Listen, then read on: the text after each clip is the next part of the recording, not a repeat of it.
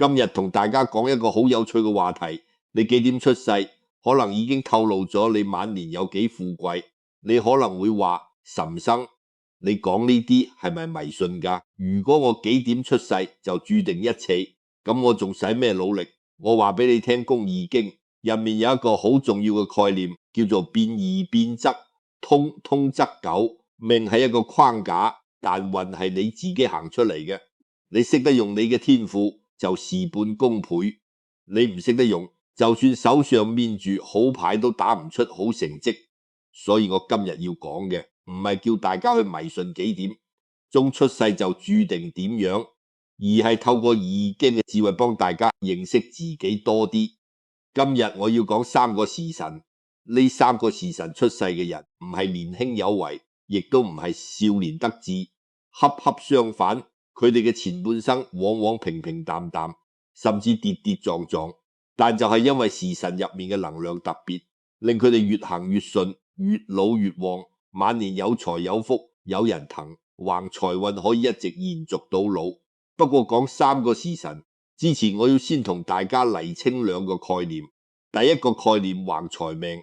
好多人一聽到橫財2個字，即刻諗到6合彩、買股票一夜暴富。呢個理解太表面，真正命理入面嘅橫財叫做偏財。偏財嘅意思係你正職收入以外嘅額外收益，可能係投資有眼光，可能係副業做得好，可能係有人主動嚟同你合作，可能係一個意想不到嘅回報。呢啲都叫橫財，因為佢哋唔係你計劃之中嘅事，但係橫出嚟嘅。第2個概念，晚年富貴。富貴唔係指銀行戶口有幾多個零。一個人去到60歲、70歲，最在乎嘅係第一，身體瞓得；第二，人緣唔使擔心；第3，經濟有餘，唔使睇人面色；第4，內心安寧，冇記恨冇遺憾。呢啲加埋先至叫做晚年富貴。你去觀察客身邊嘅人，有啲人後生嗰陣威風八面，到老卻孤零零；有啲人前半生默默無聞，退休之後反而過得有聲有色，朋友多，身體好，仔女孝順。呢種差異好多時候就係命格入面嘅事，神能量喺度發揮作用。好，正式開始第1個時辰時，早上7點到9點出世嘅人，辰時太陽升起，大地剛剛睡醒。易經入面對應嘅卦係大畜卦，上面係山，下面係天。天嘅力量被山壓住，就係蓄勢待發，厚積薄發嘅意思。辰時出世嘅人天生就帶住呢種蓄嘅能量，年輕嘅時候未必出眾，甚至會俾人覺得有啲慢，有啲悶，唔夠醒目。但千祈唔好睇小佢哋，佢哋嘅力量就好似一座山，外表安靜穩重，內裏其實藏住巨大嘅力量。佢哋唔會輕易展示自己嘅實力，但一旦出手就好有份量。喺財運方面，辰時出世嘅人有個好特別嘅地方，佢哋嘅偏財運通常喺中年之後先至開始顯現。年輕嘅時候，佢哋可能一直做住正職，默默儲錢，冇咩特別嘅投資收益。但你會發現，去到45歲之後，佢哋好似突然間開力咁。有啲人係眼光突然變準，有啲人係有貴人介紹好項目，有啲人係之前買入嘅物業突然升值。呢個唔係巧合，而係蓄嘅能量開始發揮作用。之前儲蓄嘅力量終於喺中年之後慢慢釋放出嚟。你可能會問，點解係中年之後？辰時嘅5行屬土，土嘅特性唔係火箭咁一下子燒起嚟又一下子熄滅，而係一層一層咁堆積一座山嘅形成，係每一日每一年慢慢堆出嚟嘅，係千年萬年嘅累積。辰時出世嘅人嘅財富都係一樣，佢哋嘅財富係一點一滴積累嘅，但一旦去到某個臨界點，就好似山一樣穩固，任憑風吹雨打都唔會倒。健康方面，辰時出世嘅人通常消化系統比較好，因為辰時正正係胃經當令嘅時候。中醫講肝為先天之本，脾胃為後天之本。辰時出世嘅人脾胃功能通常比較強，營養吸收好，身體自然健康。你會發現好多辰時出世嘅老人家70、80歲都面色紅潤、精神奕奕。呢個唔係偶然，而係先天體質同後天保養嘅雙重結果。家庭關係方面，辰時出世嘅人有一個好明顯嘅特點，佢哋對家庭好有責任感。佢哋唔係嗰種口講天花龍鳳嘅人，而係默默做嘅人。佢哋可能每日都唔會同你講我愛你，但會默默交低家用，仔女嘅學費有着落，老人家嘅身體有人照顧。嗰種實在嘅關懷，去到晚年就會變成最大嘅福報，因為你對家人好，家人自然對你好。你為家庭付出，家庭就係你晚年最穩固嘅後盾。從易經嘅角度嚟睇，辰時出世嘅人嘅命格入面，通常帶住一種含章可貪嘅能量。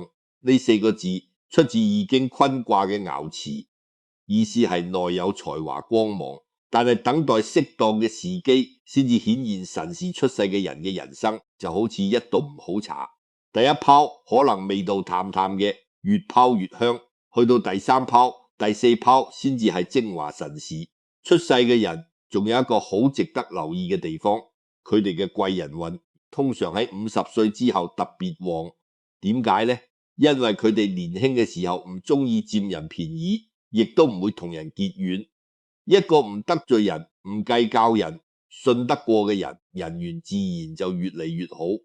去到50歲之後，之前幫過嘅人、認識過嘅朋友會用各種方式回報佢哋，可能係一次合作、一個消息、一筆投資，表面睇係偶然，其實都係因果。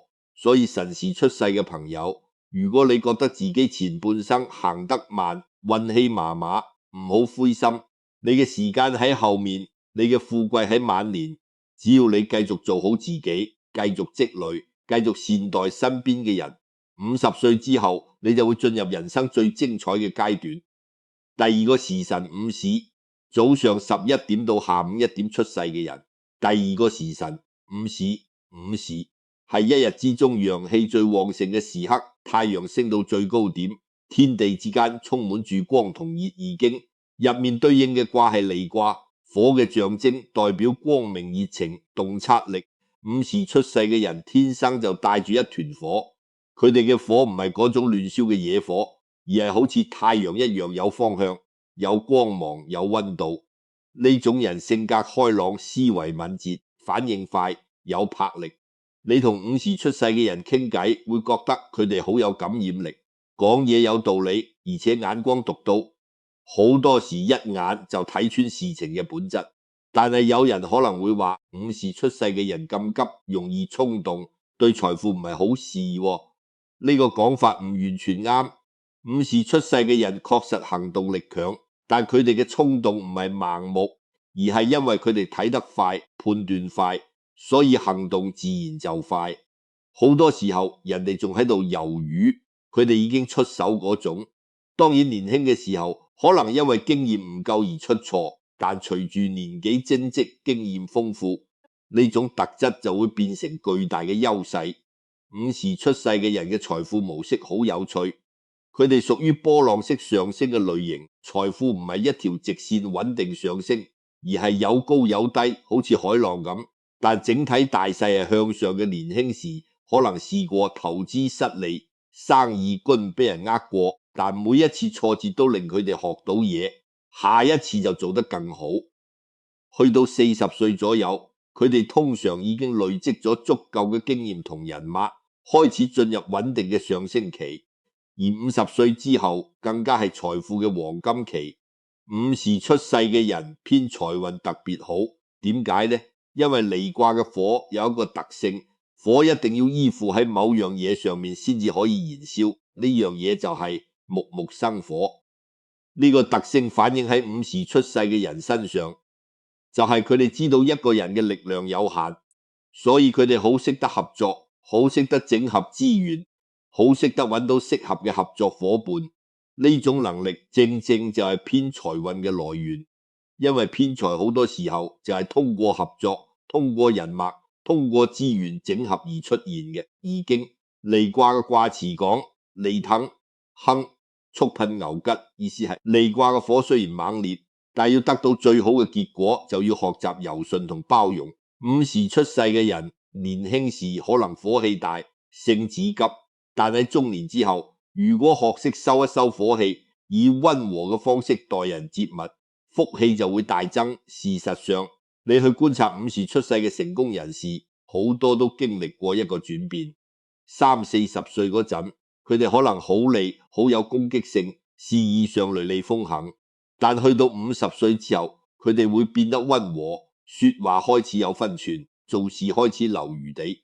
呢個轉變唔係變弱，而係轉化，火從外在嘅烈火轉化成內在嘅暖光。而呢個轉化正正係佢哋財富節節上升嘅關鍵。健康方面，午時係心經當令嘅時段，屬火午時出世嘅人，先天心臟功能通常比較強。呢個有咩好處呢？精神好，思維清晰，記憶力強。但係凡事有兩面，心火太旺都可能導致失眠、血壓偏高。所以午時出世嘅人要特別注意養生。點樣養？易經講：日中則積，月滿則溪。太陽升到最高點之後就會開始下落。呢個道理話俾我哋聽，旺嘅時候要識得收，要識得留一手。午時出世嘅人如果識得調理作息，控制情緒，心臟同腦血管嘅問題就會大大減少，長壽嘅機會亦都會大增。家庭關係方面，午時出世嘅人係家中嘅暖氣，佢哋係屋企嘅動力，會帶動每一個人，中意搞家庭聚會，中意帶家人去食飯旅行，中意喺節日嘅時候營造氣氛。佢哋嘅家庭通常好有生氣，好歡樂，而且午時出世嘅人對朋友好大方，人緣極好。去到晚年，身邊嘅人通常好多唔會寂寞仔女，因為喺充滿愛嘅環境入面，長大個之後都好孝順，好願意親近父母。午時出世嘅人仲有一個好特別嘅地方，佢哋嘅直覺特別準。呢個來自離卦嘅光明同洞察嘅能量，反映喺日常生活入面就係佢哋對投資、對機會、對人嘅判斷，往往比一般人準確，買嘢揀到好嘢，投資揀到好項目，交朋友揀到好人。呢種直覺年輕時可能未完全開發，但隨住年齡增值，經驗累積就越嚟越準。所以好多午時出世嘅人去到晚年，投資回報越來越穩，收益越來越好，偏財運源源不絕。所以午時出世嘅朋友，你嘅人生就好似太陽一樣，上半場越升越高，中午最猛烈，下午開始慢慢轉為溫暖嘅夕陽。夕陽無限好，唔係因為佢近黃昏，而係因為佢有另一種美麗。你嘅晚年就係你人生中最溫暖、最富足、最有智慧嘅一段時光。第三個時辰亥時，夜晚9點到11點出世嘅人，第三個時辰亥二。亥二係一日之中最後一個時辰，天色已經黑晒，萬物歸於寧靜。但係呢份寧靜之下，其實匿藏住巨大嘅能量。點解呢？因為亥時之後就係子時新嘅一日嘅開始，所以亥時唔係結束，而係新開始之前嘅關鍵時刻。易經入面對應嘅卦係坎卦，水嘅象徵，代表隱藏嘅力量、內心嘅智慧、深沉嘅才華。一陽藏於兩陰之中，好似一粒珍珠藏喺水入面。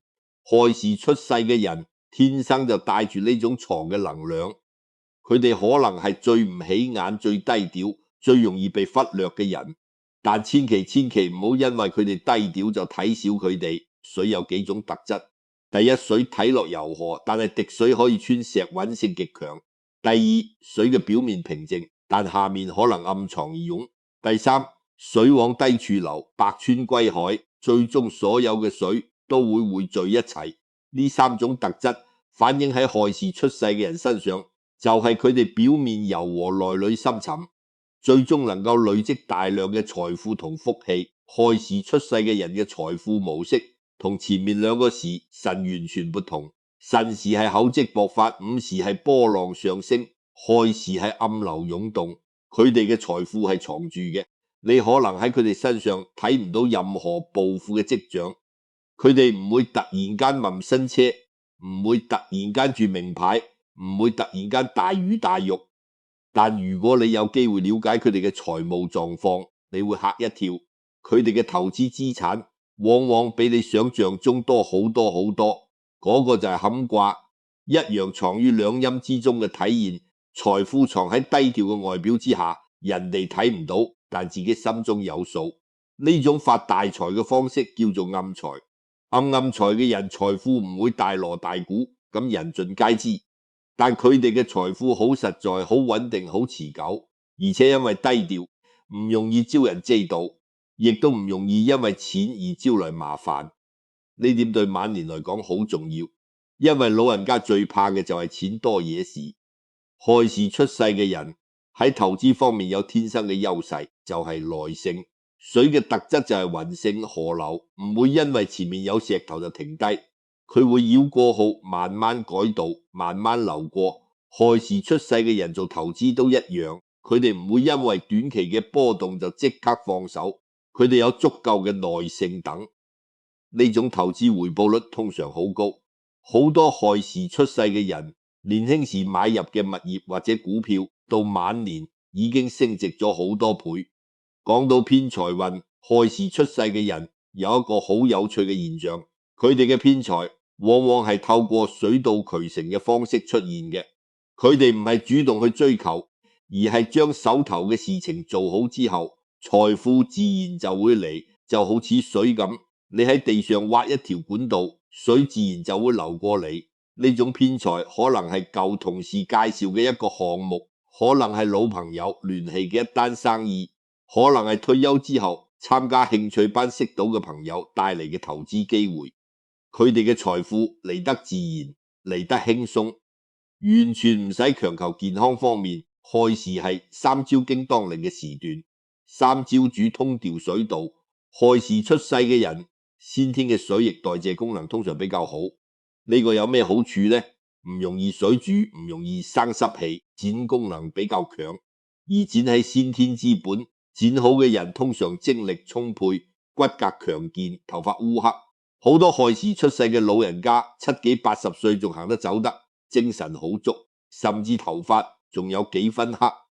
不過亥時出世嘅人要注意一樣嘢，就係唔好太瞓得少。亥時本身係夜晚嘅時辰，如果你係亥時出世，代表你同夜晚嘅能量特別有緣分。換句話講，你嘅身體比其他時辰出世嘅人更加需要充足嘅睡眠。如果你長期熬夜，你嘅元氣就會慢慢流失，到咗中年之後就容易出問題。所以亥時出世嘅人養生嘅第一條守則就係充足睡眠。家庭關係方面，亥時出世嘅人係家中最唔起眼但最重要嘅人。水嘅特質係利萬物而不爭，佢哋唔會同你吵，唔會同你爭，唔會強迫你做任何事，但佢哋嘅關懷同愛護好似細水長流咁，自透到家庭嘅每一個角落。佢哋可能係嗰個默默幫你斟好一杯茶嘅人，可能係嗰個記住你所有喜好同習慣嘅人，可能係嗰個喺屋企最困難嘅時候唔聲就塞錢入你銀包嘅人。嗰種深藏嘅愛去到晚年會變成最大嘅福報，因為你默默照顧咗人哋，到你老嘅時候人哋亦都會默默照顧你。亥時出世嘅人嘅貴人運亦都特別，佢哋嘅貴人通常唔係咩大人物，而係身邊最普通嘅人，可能係一個伴侶，可能係一個街坊，可能係一個相識幾十年嘅老朋友。呢啲貴人唔會帶你去一夜暴富，但會喺最關鍵嘅時刻提供最實在嘅幫助。佢哋嘅貴人關係好穩定，唔會話嚟就嚟，話走就走。而正係嗰種穩定支撐住亥時出世嘅人，一直行到晚年嘅富貴。亥時出世嘅朋友，你嘅人生就好似一條大河，起初可能只係生間咁嘅一條細流，唔起眼唔壯觀，但隨住你不斷向前，沿途匯入越嚟越多嘅支流，條河越嚟越寬，越嚟越深，最終你流入大海，成為浩浩刀嘅洪流。你嘅晚年就係你匯入大海嘅時刻，嗰時你擁有嘅唔單止係財富，仲有閱歷、智慧、愛同平靜。嗰種人生先至係真正嘅圓滿。三個時辰嘅共同智慧。好，講完三個時辰，你可能會問，我唔係呢三個時辰出世，咁我係咪冇運行？當然唔係。我今日講三個時辰，係借佢哋嘅特質，帶出幾個人人都可以學到嘅人生智慧。第一個智慧，耐性。辰時出世嘅人唔急，佢哋等得起好多人失敗，就係因為太心急，學客等人，學客忍，你嘅人生會少好多損失。第二個智慧，合作。午時出世嘅人識得將自己嘅長處同人哋嘅長處結共。一個人嘅力量有限，但如果你識得揾到互補嘅人，你嘅力量就可以倍增。第三個智慧，低調。亥時出世嘅人越有錢越唔出聲，你越低調，人哋越信你，你越乜虛機會越容易嚟。呢個道理好簡單，但做到嘅人唔多。第四個智慧，養生。無論你幾點出世，養生嘅基本原則都係一樣，瞓得好，食得好，心情好，三樣做到身體自然強健。第五個智慧，積善。呢個係最重要嘅一個。易經講，積善之家必有餘慶。無論你幾點出世，只要你一世做好事，善待家人，幫助人，你嘅晚年一定好。所以無論你係幾點出世，只要你願意做好呢幾樣嘢，你嘅晚年一樣可以富貴圓滿。最後易經講，君子終日干干，直剔若離，無咎。一個人如果日間勤勉，夜晚警惕，即使遇到危險都唔會有問題。呢句說話就係晚年富貴嘅最大秘訣。你幾點出世係命，你改變唔到，但你點樣過日子係運，你完全可以自己決定。祝各位無論幾點出世，晚年安康，福壽文長。